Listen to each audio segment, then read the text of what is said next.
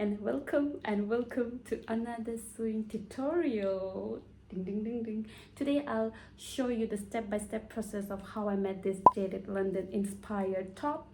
Also, I hand stitched this entire piece, which took me forever, but it made the process even more special. So grab your materials and let's get started.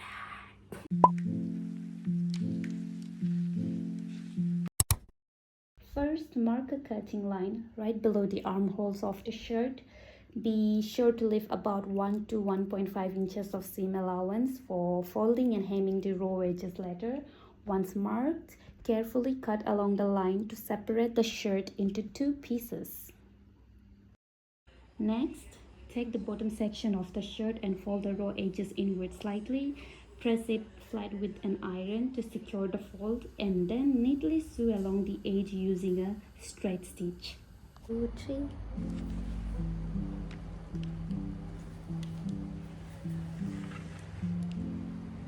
Now take the shirt and fold the edge inward by about 1 inch to create a clean casing. Press it firmly with an iron so that the fold stays in place.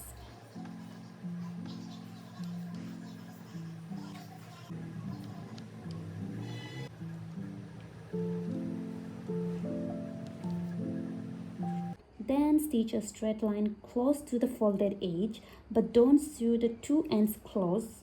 Leave them open so that you can thread the elastic through later on.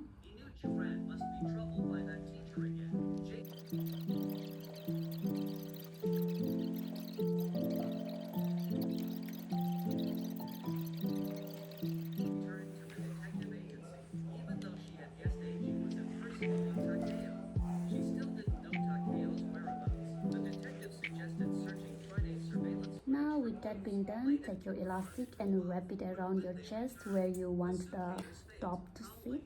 Make sure it feels snug but still comfortable. Then mark the point where it overlaps.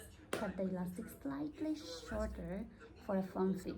Next, attach a safety pin to one end of the elastic and gently fit it through the stitch channel you just made.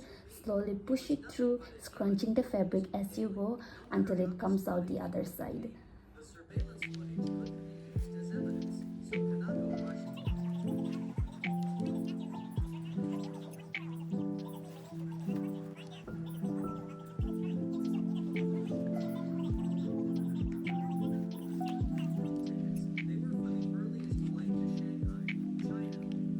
With that being done, stitch the two ends of the elastic together securely.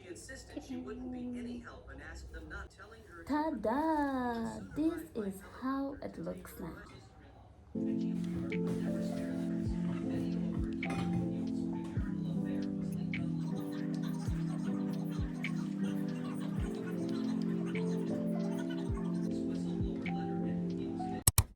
Just a quick note before we start cutting the fabrics, make sure you leave about 1 inches of extra fabric for hemming it or seam allowance so that, I forgot to do that on mine and later on I am adjusting it with less, but you should definitely include it at this stage so that you can finish it off neatly. Now for the top part of the shirt, I'm marking a line based on the info reference. Once the shape is marked, carefully cut along the line.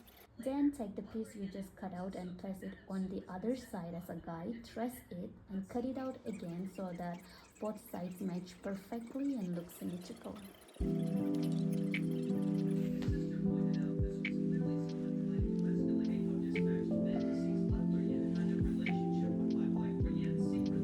Since I didn't leave enough seam allowance, I am finishing the edges with a lace trim instead. It also gives a really cute detailed look, but it's totally optional. You can either add the lace or just double fold and hem it normally.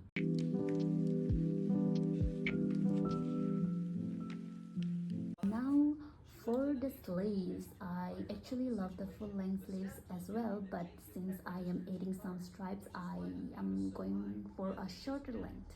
First, mark your desired length and don't forget to leave about 1 inch of seam allowance for hemming. Cut along the marked line Then take the sleeve you just cut out, place it over the other sleeve, press it and cut it out so both sides match perfectly. Crease the edges by double folding the hem and stitching it neatly to secure it.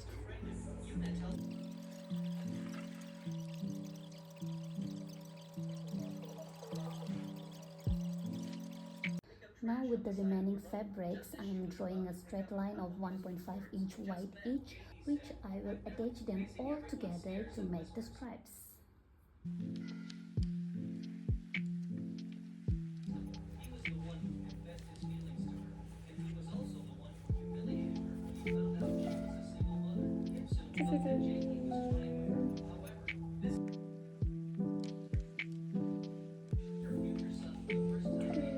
Finally, coming back to the bottom part of the shirt. For the stripe placement, they will sit on both sides of the waist, so turn the top inside out and mark the exact same point on both sides to keep it even. Now create small openings at those marked points so the stripes can pass through. Secure the openings with stitch. Once the stripes are inserted and tight, they will pull the waist in and give that snatched, fitted look.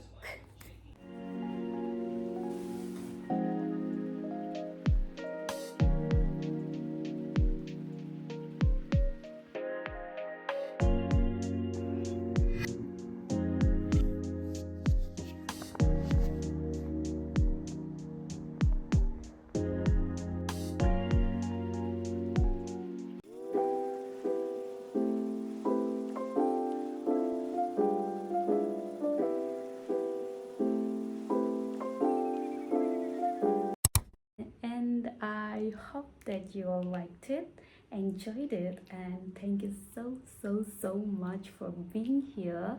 And if you ever decide to make it, please do take me. Yes, please do take me. I would love to see that.